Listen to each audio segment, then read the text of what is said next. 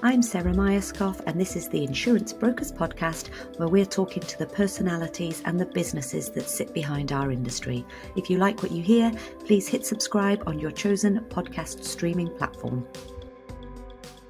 Good afternoon, Adrian. I had to check there. I was like, are we morning? Are we afternoon? Thank you for joining me on the Insurance Brokers Podcast. It's great to have you back on. And it's great to be back on, Sarah. Yep, we just snuck into the afternoon, so you're absolutely right. Fabulous. So morning probably would have been okay. Occasionally we do a podcast to talk about the latest results from some of the ecclesiastical research that you guys do. Yeah. So today is one of those podcasts, and I think it's a really interesting topic. So you guys have just done a big piece of research around net zero. So do you want to introduce, Adrian Saunders, Commercial Director, Ecclesiastical, but do you want to introduce sort of yourself and the point behind this research, and then we can have a chat about what it shows? Yeah, of course. I think you just introduced me, so that's great. Thank you very much. But listen, look, I'm responsible for our UK broker business, and what we're going to talk about is brokers' attitude to net zero. And this is actually the second year that we've run this survey. It's carried out by FWD, so it's independent. It's over 250 brokers across the UK who've participated, and we're benchmarking now against what we saw last year. So, in other areas, particularly around mental health and mental well-being, we're kind of got the same rhythm, although we're much more mature there. We're in kind of year 5 of that approach. But for net zero, this is year 2, and it's really about how we can check in and on how climate awareness is building out really amongst brokers. Which is really, really fascinating, particularly because it's such a huge topic and has been such a huge topic for so long. And I think COVID, like everything, impacted that because there was a lot of information out there about the difference in the climate that happened when everybody was staying at home. So I'm interested to see what sort of questions you were asking and what the results were in comparison to last year. Do you want to talk us through the key findings? Yeah, so I think the thing I'll call out at the front is that this isn't easy, right? Net zero, it's not, we can't just flip a switch and off you go. And our survey is asking a lot about what are you doing, how aware are you, what targets are you setting? So if we talk about some of that, I think on the real positive side, there's over 40% more awareness that net zero is a good thing. So amongst the 250 brokers, 40% more awareness this year that net zero is good. There's some slight increases in brokers setting targets, but they're kind of in the margins a little bit. If you look at national brokers, and we probably wouldn't necessarily expect anything different, but national brokers, they've got 39% of national brokers have got targets to achieve net zero. I think the part of the broking market that looks, and we'll come on perhaps to some of the reasons why, looks to be really lagging are in that sort of regional and provincial brokers. So only 10% of regional brokers have got targets. Only 4% of provincial brokers. This is tiny. It's tiny numbers that have actually got targets. But I guess flip it and say, well, why? And it's what I said at the beginning. It's not easy. And there's the majority of brokers, over half brokers cite that the reason is lack of understanding, but predominantly lack of access to resources. So I think that resource bit, how do you get started is quite important, and I think it's one of the barriers that are facing brokers. I think what our research shows is that national brokers, therefore bigger brokers with access to more resources, have got targets, have got a greater level of awareness. Smaller businesses, as you come down the scale of size of broking businesses, there is less and less awareness and target setting. And maybe there is an element of we're too small for this to be important. We're too small to make a contribution. And I think what I would say to that is nobody is too small. If you just think about your own actions as an individual, if we worked on the basis of my business is too small, then certainly I, as an individual, am going to make no impact whatsoever.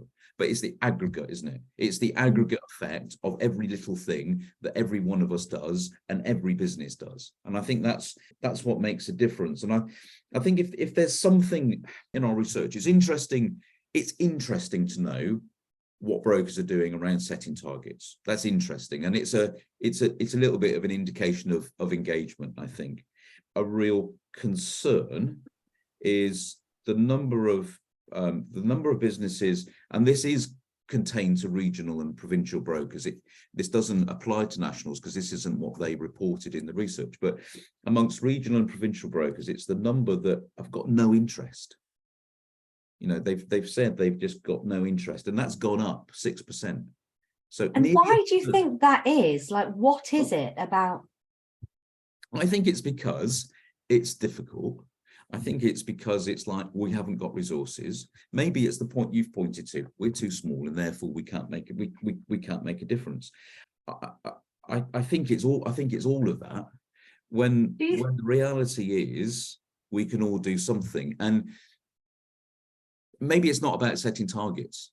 Maybe like, setting targets, that sounds difficult. Maybe we can't do that because we don't know where to start. What would the targets be? And I think it's more important to recognize that we need to have a shared responsibility across business, across society. We need to have a shared responsibility and recognize and accept that responsibility and do something.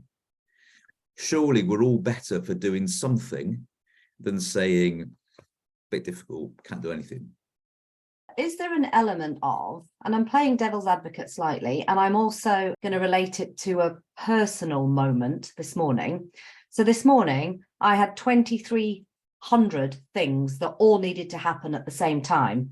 And I'm yelling at kids to get out. We're going to miss the bus, put your shoes on, trying to do the dishwasher, blah, blah, blah, blah, blah. And I needed to hang the washing out. And I made a decision. I'm using the tumble dryer because it's easier in this moment. Yeah. So you relate that back to a smaller broker. Yeah. And as a small business owner, I know you have 2,300 things to do at any given moment.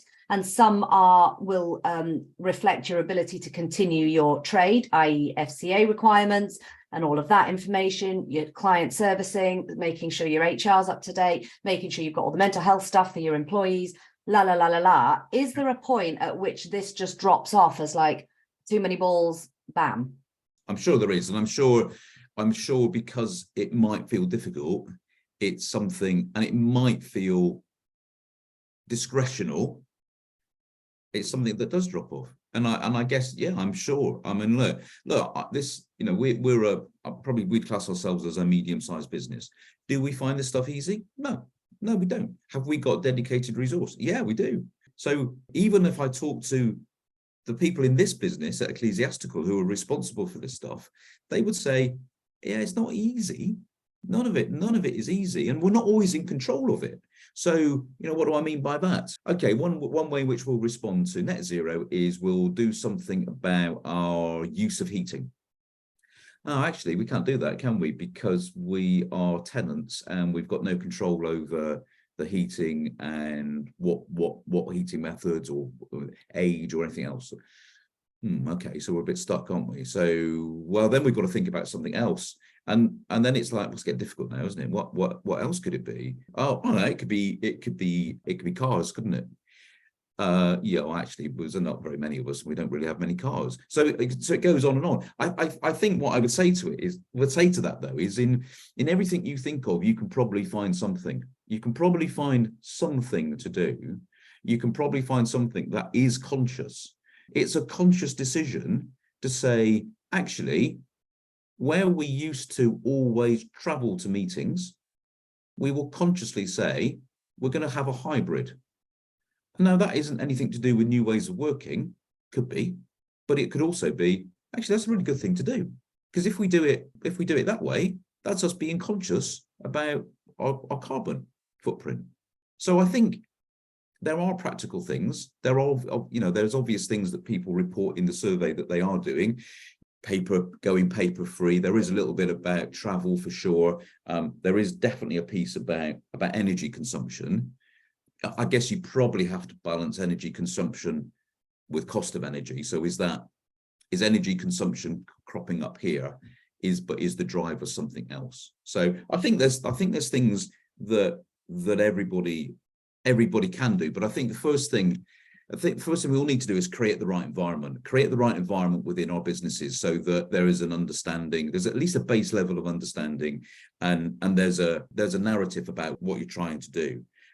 Then understand what your impact is as a business, as individuals. What is my impact, and what is the opportunity? Because that opportunity is going to be different. You know, the opportunity you've got will be materially different to the opportunity we've got as a business. The opportunity that, you know, a business 5-10 times our size will be materially different again. So I think, you know, understand what your impact and understand what the opportunity is. And then I think brokers have got a huge role to play.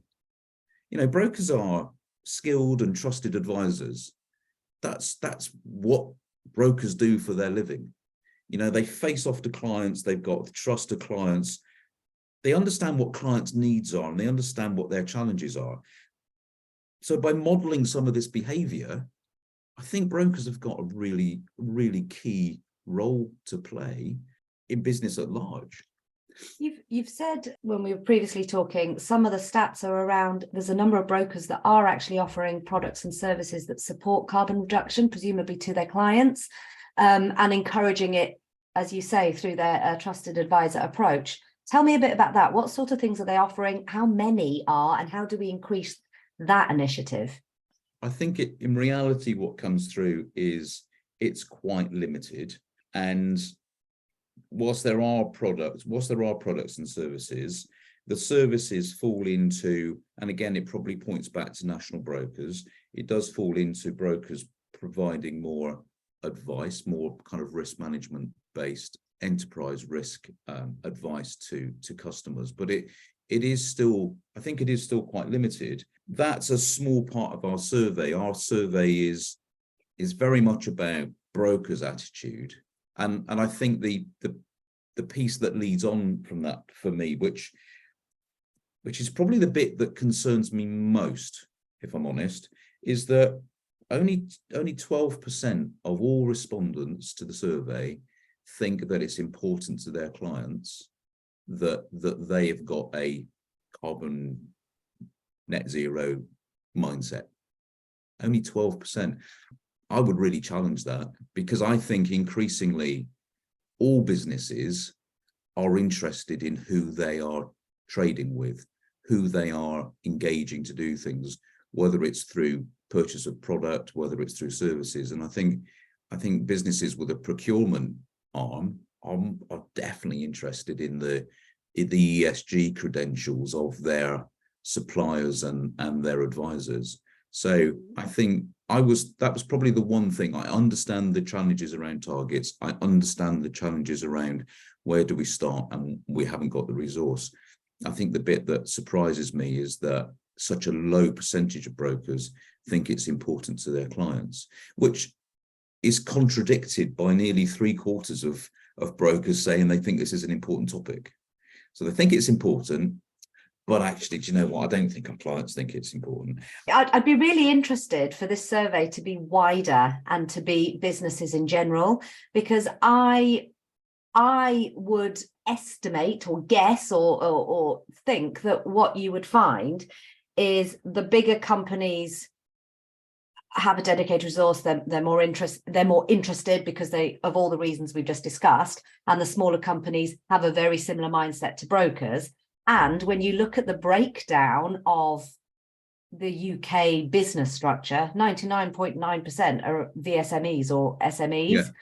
And it's, so I'd be really, really interested if the percentage of VSMEs in the UK, how many of them think it's important, and how many think they would choose a supplier based on the fact, particularly when you look at the entrepreneurial mindset, the younger generations coming up that are much more on it. I mean, they've been, from very, I'd be really interested to see if that was reflected in what you've got from your research. I think that's a great question. And it's a great, what would that look like? Is the insurance broking sector lagging?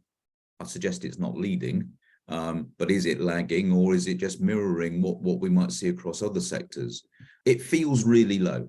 I can't get away from the fact that for me, only 12% of brokers that responded said that they think that their clients are more likely to do business because they're committed to net zero. Seems really, really low. Just remind me what last year said. Is that an increase or a decrease? Sorry, you might have said that.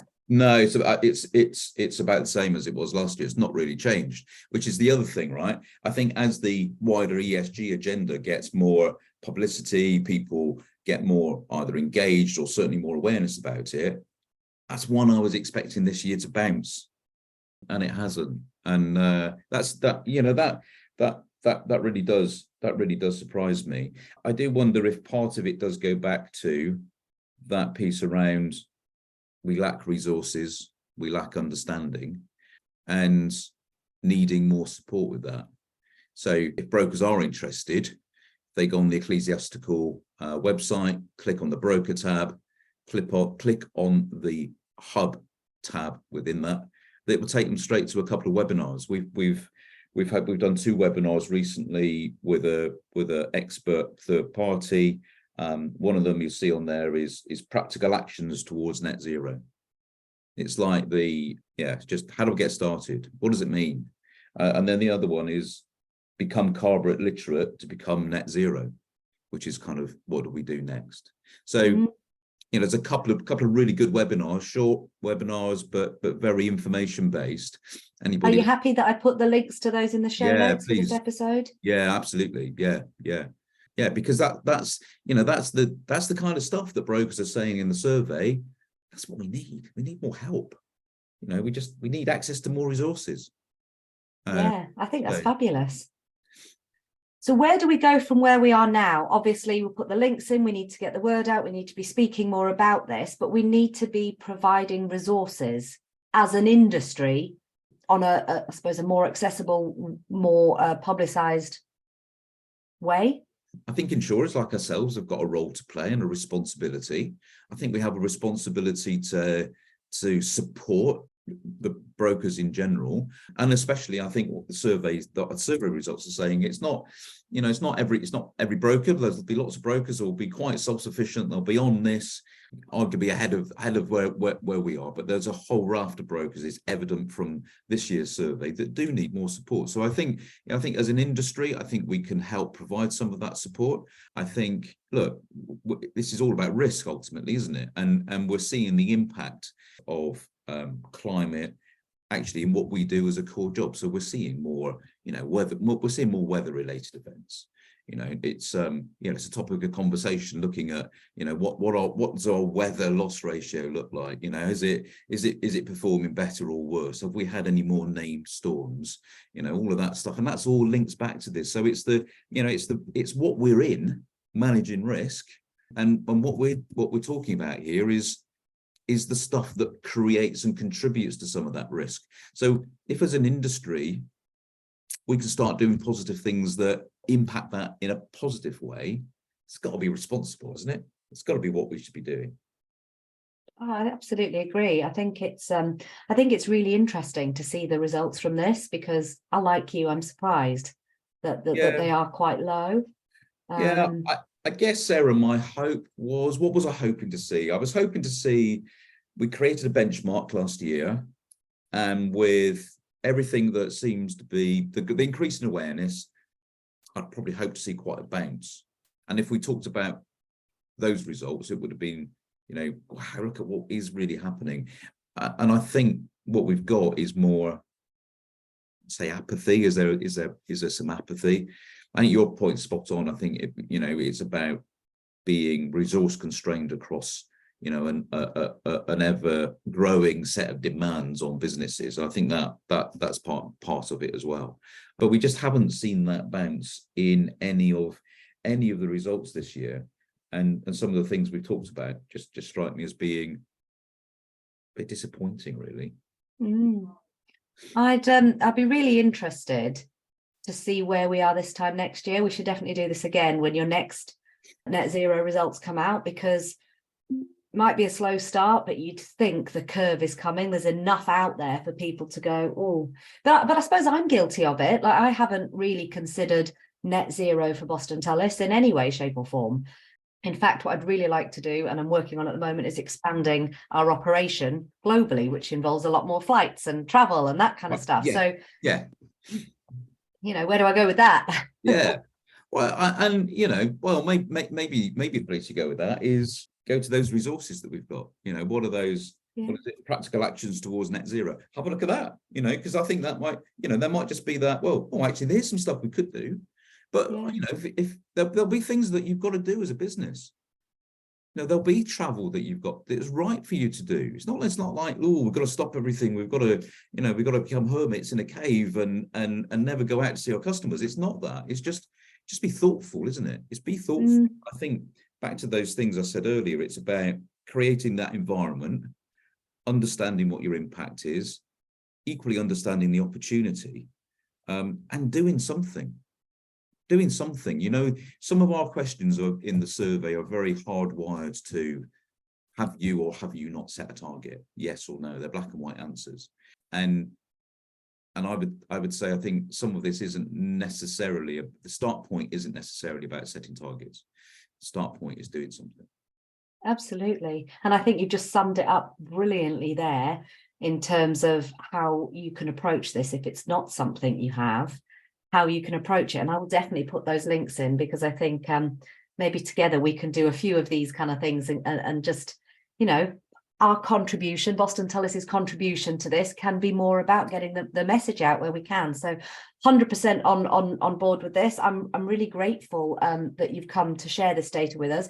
Is there anything about it? Have you got one prediction that you can leave us with about where you want to be next year, where you hope as an industry we are next year? Yeah, it'd be great, wouldn't it? It'd be great to see the bounce in some of those things. I'd love to see the brokers really do think that their clients think it's important, because I think more of their clients think it's important than they're reporting in this survey. So I think that would be great. That would certainly be great to see. It would be good to see brokers actually saying, no, we've got more resources. We are getting those resources through. So I think that, and then in turn that should lead into, might be over time, but that should lead into a greater number of businesses.